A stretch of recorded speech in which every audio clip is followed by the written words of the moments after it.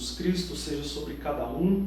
Hoje é dia do Senhor, dia de adorarmos a Deus e cultuarmos o Senhor, mesmo estando em casa. E hoje eu gostaria de meditar com você no Evangelho de Mateus, no capítulo 5, falar um pouquinho sobre as bem-aventuranças, mas antes eu gostaria de cantar com você uma canção de todas as tribos, que fala justamente sobre povos, nações, raças e línguas indo até o Senhor Jesus por causa desse chamado. Mas antes de tudo, vamos orar, vamos colocar a nossa vida diante do Senhor. Deus amado, em nome de Jesus, te bendigo e louvo o teu nome nesta manhã. Ó Deus, juntamente com a tua igreja, que estando em casa, dedica esse tempo para adoração ao Senhor. Deus querido, os dias ainda são difíceis, mas nós continuamos confiando na tua soberania e graça, no cuidado e direção do Senhor. E assim nós clamamos a ti, pela nossa igreja, por cada um dos irmãos, por aqueles que têm sofrido e chorado por causa do luto, por aqueles que têm sofrido, ó Deus, e chorado por causa da enfermidade e das dificuldades. Também clamamos pela nossa cidade de Colorado, pelo nosso estado, pelo nosso país e pelo mundo, rogando a tua misericórdia, Pai querido. E também pedindo que o Senhor fale ao nosso coração nessa manhã, por meio da tua palavra. Eu oro e bendigo o teu nome, em nome de Jesus. Amém. Vamos cantar?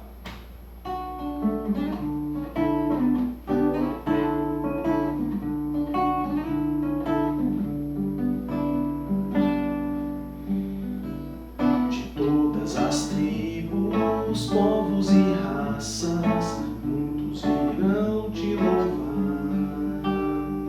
De tantas culturas, línguas e nações, no tempo e no espaço, virão te adorar.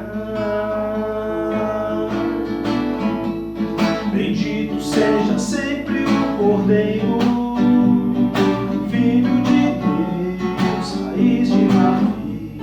Bendito seja o seu santo nome, Cristo Jesus, presente aqui.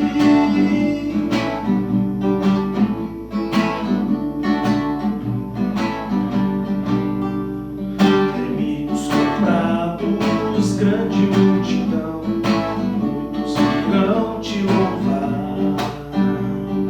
Povo escolhido, teu reino e nação, no tempo e no espaço, virão te adorar.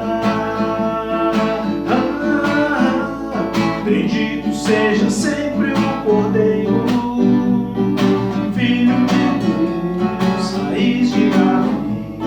Bendito seja o seu santo nome, Cristo Jesus, presente aqui.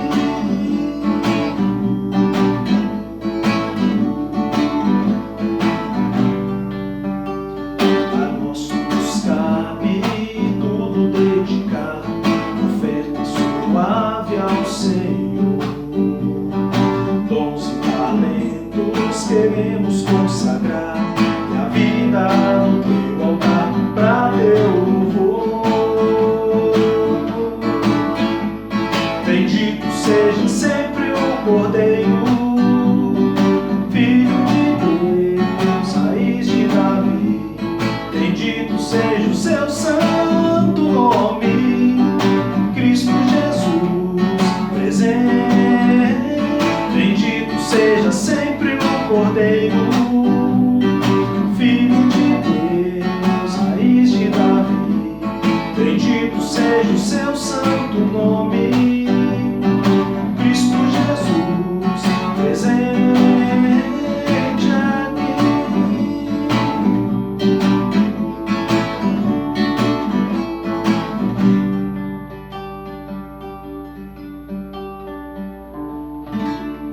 Amém, aleluia. Vamos meditar na palavra de Deus? Evangelho de Mateus, capítulo 5. Você abre a sua Bíblia aí no aconchego do seu lar, o que é muito bom também, né? Irmãos, nós gostaríamos de estar juntos nessa manhã, mas tudo bem. Vamos lá, vamos meditar na palavra de Deus. Em casa também se configura a igreja, né? A igreja do Senhor está espalhada pela cidade de Colorado. Mateus 5, versos de 1 a 5. E Jesus, vendo a multidão, subiu a um monte e, assentando-se, aproximaram-se dele os seus discípulos. E, abrindo a sua boca, os ensinava, dizendo: Bem-aventurados os pobres de espírito, porque deles é o reino dos céus. Bem-aventurados os que choram, porque eles serão consolados. Bem-aventurados os mansos, porque eles herdarão a terra. Muito bem. Jesus vai pregar o seu sermão, que é mais conhecido como o Sermão da Montanha, né? Ou o Sermão do Monte, ou as Bem-aventuranças. Esse sermão de Jesus, ele começa aqui no capítulo 5 e vai até o capítulo 7. Então, é um sermão muito gostoso de se estudar, onde Jesus vai estar pregando sobre uma série de implicações do reino de Deus. Então, uma vez que ele chama pecadores para estar com ele, para andar com ele, ele também apresenta a esses mesmos pecadores as implicações de se pôr a mão no arado. Lembra do que Jesus falou? Aquele que põe a mão no arado e olha para trás não é digno do reino dos céus. Então, tem implicações muito sérias para a nossa vida. Mas antes de chegar nessas implicações, propriamente ditas, Jesus vai dar algumas instruções para os seus discípulos e, consequentemente, para a multidão que está em volta. Lá no capítulo 4, a partir do verso 18, Jesus vai chamar 4 homens para andar com ele. Pedro, o Simão chamado Pedro, e André, seu irmão. Um pouquinho mais adiante, lá no verso 21 do capítulo 4, ele chama Tiago, filho de Zebedeu, e João, seu irmão. Esses 4 homens, então, passam a andar com Jesus. E Jesus, quando chama, esse chamado é irresistível. Então, esses homens vão andar com Cristo. Ele passa, então, por toda a Galileia, verso 23 do capítulo 4, ele ensina nas sinagogas, ele prega nas praças, ele cura enfermidades, e as pessoas vão acompanhando Jesus, as pessoas estão andando com Jesus. Puxa vida, esse homem chegou fazendo coisas maravilhosas. Só que aí, a gente chega no capítulo 5, e Jesus olha essa multidão, puxa vida, ele arrebanhou muita gente, né? Arrastou muita gente com ele. Ele sobe então no monte, estou olhando para o verso 1 do capítulo 5, ele se assenta, os seus discípulos se aproximam dele e Jesus então começa a pregar. Agora entra nas questões importantes do reino de Deus. E a primeira delas é propriamente a palavra bem-aventurados. Geralmente a gente escuta falar que bem-aventurado significa feliz mais que feliz. Geralmente é o que o dicionário traz para a gente. Então, se você procurar no dicionário, até mesmo no dicionário bíblico, ele vai te trazer essa definição. Bem-aventurado é alguém que é feliz, muito feliz.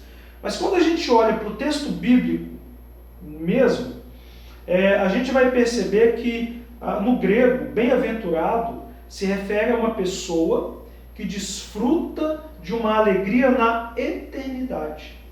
Percebe? Então, talvez o dicionário bíblico tentasse explicar isso de uma forma mais simples, mais compreensível, e acabou deixando de lado esse aspecto sobrenatural dessa felicidade. Bem-aventurado, que Jesus está dizendo aqui, então, são essas pessoas, é todo aquele que desfruta de uma alegria na eternidade. E aí ele fala assim, você vai se assustar um pouquinho, mas tem uma explicação.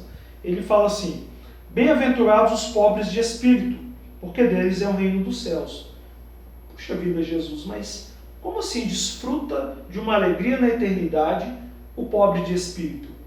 O que Jesus está dizendo aqui é sobre aqueles que têm a consciência do pecado. Porque junto de Jesus ali, no meio dessa multidão, tinha pobre, tinha necessitados, era uma turba de pessoas. Tinham também os ricos, os fariseus, os doutores da lei, os religiosos, enfim, tinha uma série de pessoas nesse grupo que acompanhava Jesus. Mas aqui ele está se referindo à pobreza espiritual, que é justamente a consciência do pecado. Mas como é e quando é que eu tenho a consciência do pecado? Quando o Espírito Santo de Deus fala ao meu coração. O Espírito Santo é sim o Consolador, Jesus é quem falou. Eu vou para o Pai, mas eu enviarei outro Consolador, o Espírito Santo. E ele chama de Espírito Santo da verdade. E aí ele fala que, além de consolar, ele convenceria o mundo do pecado, da justiça e do juízo. Então Jesus está falando assim, olha, desfruta de uma alegria na eternidade aqueles que têm a consciência do seu pecado. Sabe por quê? Porque foram tocados pelo Espírito Santo. E ele tem 4 dessas pessoas junto dele ali, que é Pedro, André, Tiago e João. Então essas pessoas foram convencidas pelo Espírito Santo de que são pecadoras e de que carecem da justiça e da glória de Deus. E aí ele fala aqui, porque deles é o reino dos céus. Jesus está basicamente dizendo para a multidão o seguinte, olha, o reino dos céus pertence àqueles a quem o Espírito Santo já trabalhou em seus corações. Lá em Romanos, no capítulo 8, verso 16, Paulo fala que o Espírito Santo testifica com o nosso coração que nós somos filhos de Deus. Então, meus irmãos, é uma questão não de convicção humana, inerente ao homem, mas de uma convicção trazida pelo Espírito Santo de Deus. É o Espírito Santo de Deus quem nos convence do pecado, da justiça de Deus e do juízo. E ele fala ao nosso coração que nós somos filhos de Deus. Percebe que coisa maravilhosa? Então Jesus fala isso, olha, bem-aventurados, desfruta dessa alegria eterna aqueles que têm a consciência do seu pecado. E aí ele continua, uma vez que você tem a consciência do seu pecado, você desfruta de uma alegria na eternidade. Quem? Os que choram, verso 4, porque eles serão consolados. Meus irmãos, desde 2020, de março de 2020 para cá, o que mais se escuta no mundo é o choro, é o lamento por causa da perda, por causa da enfermidade, da morte, do declínio financeiro mundial. Mas não é desse choro que Jesus está falando. Jesus está falando aqui do choro por causa do pecado. Uma vez que eu compreendi que eu sou um pecador, eu choro por causa disso. O pecado, meus irmãos, ele causa tristeza. Ele nos faz chorar, porque nós somos pessoas que, antes de conhecer a Jesus, afrontavam a Deus com o pecado. E assim é todo ser humano antes de conhecer a Cristo. Afronta a Deus com o seu pecado. E aí Jesus está falando para a multidão o seguinte, olha, se você chora por causa do seu pecado, é porque o Espírito Santo já trabalhou no seu coração. E você então entende a tua necessidade de Deus. Então você será consolado. É o que ele termina falando aqui no verso 4. Porque eles serão consolados. Meus irmãos, essa consolação vem do Espírito Santo para a nossa vida. Ele nos consola, nos dizendo que somos filhos de Deus e que podemos descansar na graça de Jesus Cristo, uma vez que Ele nos mostrou o nosso pecado. Eu quero ler aqui mais um texto aqui, 2 Coríntios, segunda carta de Paulo aos Coríntios, capítulo 7. O texto está aqui. Olha o que Paulo fala na sua segunda carta aos Coríntios, no capítulo 7, versículo 10. Daí você acompanha aí. Porque a tristeza, segundo Deus, opera arrependimento para a salvação, da qual ninguém se arrepende, mas a tristeza do mundo opera a morte. Meus irmãos, o mundo está triste, entristecido, não por causa da afronta a Deus, mas o mundo está entristecido por causa da perda financeira. O mundo está entristecido por causa da perda dos seus entes queridos, e nisso a gente se compadece, é óbvio, né? A gente se compadece de todo mundo. Mas a boa parte do choro que a gente vê hoje é um choro de remorso. E isso não traz salvação. Paulo disse aos Coríntios o seguinte, o choro, a tristeza segundo Deus, ou seja, Deus mostra o seu pecado, Deus te confronta, trabalha o seu coração, isso vai te causar tristeza. Então isso ainda assim é bom, porque isso traz arrependimento e isso é para salvação. A tristeza, segundo Deus, gera arrependimento e é para salvação. É o que Jesus está falando aqui. Desfruta de uma alegria na eternidade, aqueles que já foram confrontados por Deus. Então serão consolados pelo seu Espírito. E agora no verso 5, bem-aventurados os mansos, porque eles herdarão a terra. Esse texto é maravilhoso. A mansidão, é verdade que na Bíblia nós vamos encontrar ao menos duas aplicações para ela.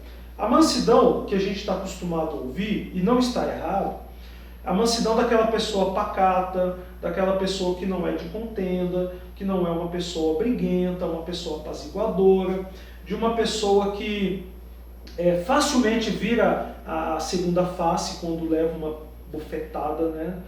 E vira a outra face. Então, esse tipo de mansidão a gente encontra sim na Bíblia, com esse termo, manso, mansidão. Mas no caso aqui, a mansidão a que Jesus está se referindo é aqueles que são submissos a Deus, certo? Então, desfruta de uma alegria na eternidade aqueles que, uma vez tendo a consciência do pecado, choram por causa do pecado e agora se submetem a Deus e a sua palavra. Eles herdarão a terra. E essa terra que ele está dizendo aqui, não é esse mundo que a gente está vendo.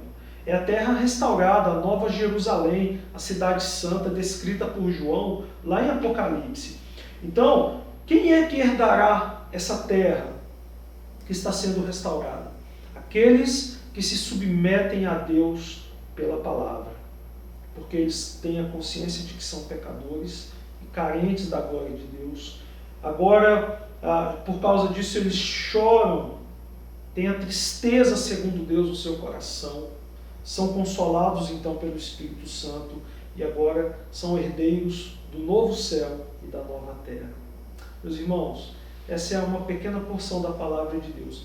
Eu quero mais adiante, depois a gente vai dando continuidade no sermão de Jesus, tá? De forma aí pausada, óbvio, para não ser cansativo, mas a gente vai dando continuidade aí no sermão de Jesus mais para frente, tá bom? Eu gostaria de deixar com você apenas esses versículos. São implicações do reino de Deus, meus irmãos. Somos pecadores, mas pela graça redimidos, trabalhados e tratados pelo Espírito Santo de Deus, consolados por Ele. E agora, herdeiros de uma nova terra, uma terra que está sendo restaurada pelo Senhor Jesus. Uma terra onde não haverá dor, nem pranto, nem tristeza. Uma terra onde a morte não terá poder. É a Nova Jerusalém celestial. Amém? Que Deus te abençoe, que o seu domingo, meu querido irmão, minha querida irmã, seja um domingo repleto da graça de Deus, que vocês em família, meus irmãos, desfrutem dessa comunhão em casa, agradeçam a Deus, sejamos gratos pelo tempo de comunhão em família. Infelizmente, de fato, o mundo está sofrendo e tem sido difícil, mas vamos agradecer a Deus também por esse tempo de comunhão em família, tá bom? Que Deus te abençoe, que no seu lar no dia de hoje a bênção de Deus repouse e transborde abundantemente sobre a vida de vocês. Um grande abraço e logo mais à noite nós vamos ter mais uma pequena porção da palavra de Deus para o nosso coração. Deus te abençoe, grande abraço, fique na paz.